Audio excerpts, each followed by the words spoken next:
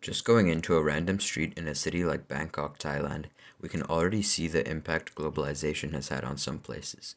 For example, if we just drop the marker down here, we can see that there's a Starbucks, there's a 7-Eleven behind us, an H&N, that's quite interesting, a McDonald's, and then if we go a bit further down the street, we see a Starbucks, a Burger King, and then going even further down, we can see that there's another McDonald's over here and another Starbucks. Notice how this whole time you didn't see very many local Thai restaurants or local shops. But you may be wondering, why would this be a bad thing? A nation's cultural heritage and natural history are precious and unique. Culture and its history are morals, beliefs, and aims. They form a people's national identity. It is essential to preserve our cultural heritage to maintain our identity as a nation. The value of cultural heritage isn't in cultural manifestation itself, but in the wealth of experience and skills passed down from generation to generation. So, what can we actually do to help protect cultures and traditions?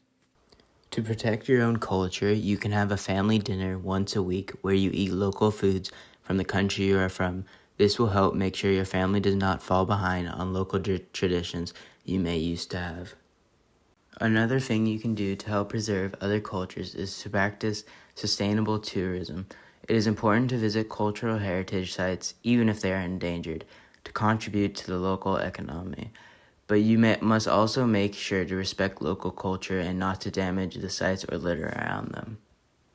There are already some organizations such as UNESCO's World Heritage Center that help protect cultural heritage sites by working to support local people and educate locally and internationally to help support and preserve culture.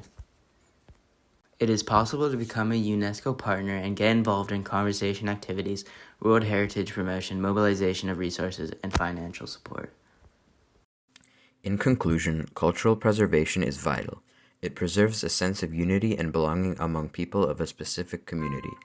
Cultural preservation's future is at risk because of today's busy lifestyles and intense social responsibilities.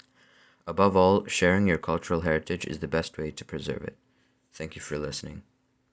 Hey Igor, you want to hear a joke? Sure.